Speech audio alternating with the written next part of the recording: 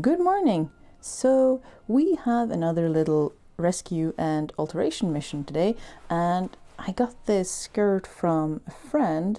It's too big for them now, so we're gonna take it in and make it fit them, but this is the only piece there is, this gorgeous sort of burgundy wool, but this is all there is. So when we take it in, and they didn't add a waistband originally, they just added a little piece of tape to stabilize the waistband, so there is no waistband in it, so we can just sort of add some pleats, take it in, and then add a waistband. But again, there is no more of this fabric, so we're going to have to do that in a different color. And to make that look a bit more natural, I thought maybe we could add some trim down at the bottom of the hem to make that look nice. When we just add some pleats, we don't have to touch the zipper that they put in or anything like that. We can just pleat and add a button, and that will be nice. Also, it doesn't have any pockets, which we will not abide by this no pocket business here on this channel, so we're going to add some pockets.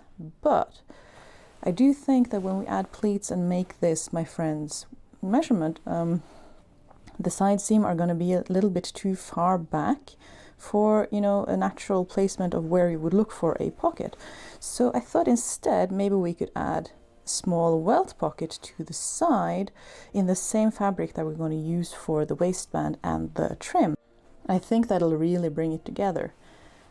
And as you can see, there's a lining. It hasn't been hemmed yet. There's a lot of pins for a hemming project started. So I think the first mode of business is going to be to finish the hemming, because I don't want this porcupine project stabbing me at every step of the way. So that's first.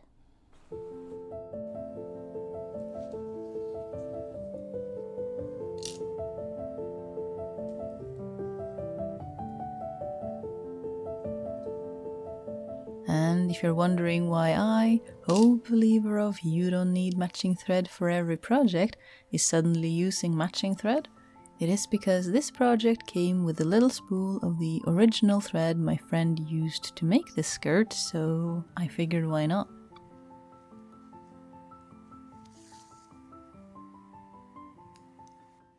Skirt hem duly dealt with, I figured I would give the same attention to the lining hem.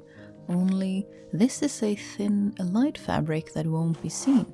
What better opportunity to test one of my hemming feet? First off, tests must be run on some unsuspecting cabbage.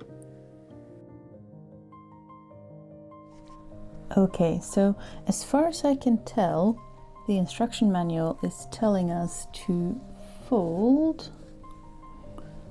about 3 centimeters of the beginning of our fabric, and then we take a needle, regular sewing needle, and we take that and we lead that into this convenient little slit here where the sewing needle will go inside. And we pull on the thread, and that is supposed to help pull the fabric into the thing. I don't know, let's give that a go.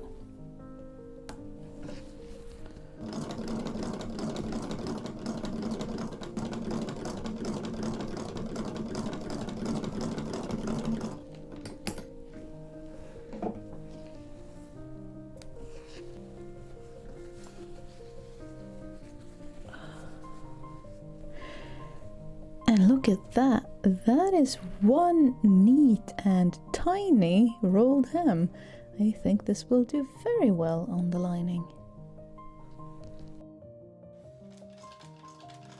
Sadly, while the hemming foot worked magic on my cotton sateen, it did not at all like the slippery synthetic lining fabric, so I had to return to manual hemming and my trusty presser foot.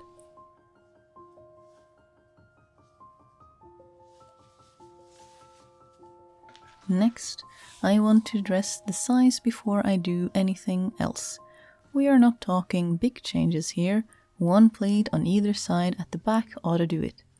Only I am not putting it directly at the back, as that would mean another layer of fabric from the seam allowance. To avoid my pleats moving around or out of measurement, I stitch each of them up before adding our waistband.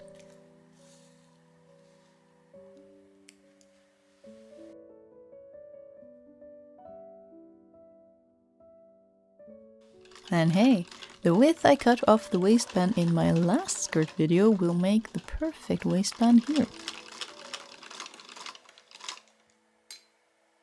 Fold and stitch the other side by hand, in red so that any thread poking through will not be seen.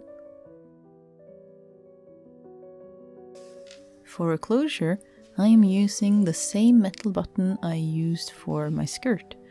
Does this make us button buddies? Closure companions? And top it all off with a good old buttonhole.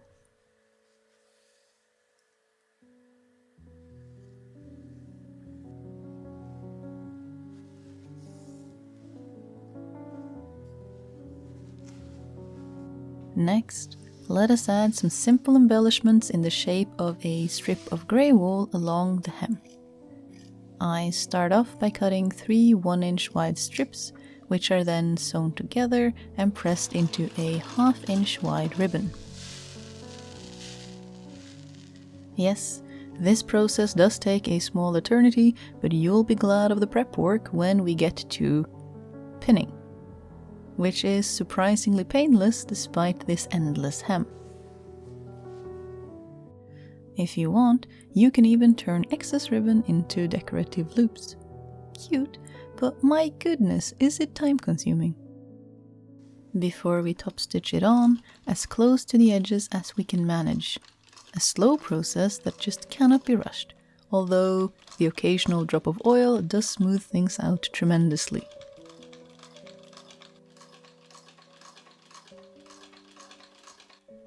Our speed was gradually picking up on our way around the skirt, but then we got to the loopy part.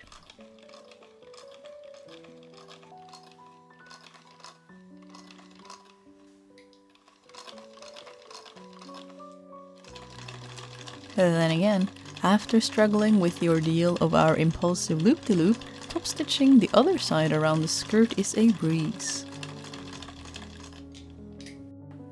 For the pockets, I have had a look at my bigger scrap pieces and found a piece of tailor's canvas, along with a large-ish piece of wool, and our trusty cotton sateen for the pocket bag. On the cutting side, I went for 7 inches wide for a 6-inch wide pocket and 2 inches for the welt. Don't do that. 2 inches for a welt pocket was too narrow even for me. I made it work, but I should have used this entire width and saved myself the trouble. The tailor's canvas is cut smaller and without seam allowance. Before the tailor's canvas is pad stitched to the wool. I am doing my best not to add any curvature as I stitch, since we only want stiffening, no shaping. Now for the most difficult part, or at least I find it so, the placement. I have gone ahead and marked out 2 pocket placements on the skirt, 6 inches in width. But since welt pockets are stitched on top on the outside and then folded in, I now need to pin and mark my pocket welt in the same position, which I opted to do by moving pins back and forth, all the while thinking that surely there must be an easier way to do this. When I think I've pin marked things where I want them, I go over with chalk and remove the pins again, since I wouldn't want Freya hitting them straight on. We want 2 parallel lines of equal length, which is then stitched directly.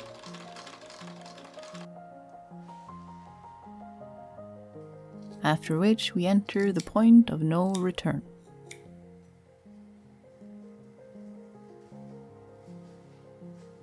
Canvas between our seam lines becomes seam allowance on the inside and is trimmed down.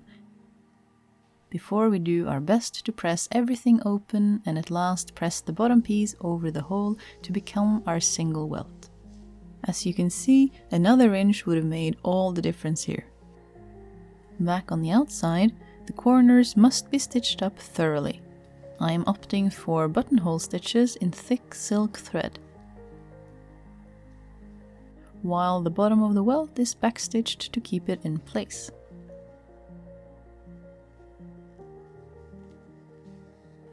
On the inside, I am backstitching the pocket bag into the welt, as well as stitching the single welt to the top part, helping it keep its shape over time.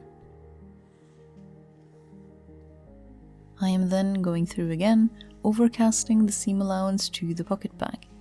This fabric doesn't fray much, but with margins this small, I don't want to take any chances. Before we can fold up our pocket bag and attach it to the top, with red thread this time so as to not show through the red fabric.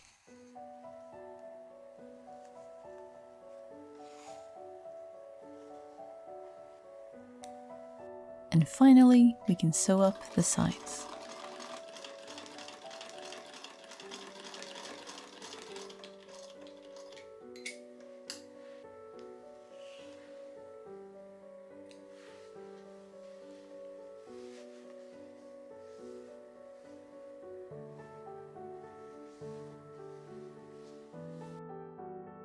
And with that, we have already finished up this little circle skirt UFO.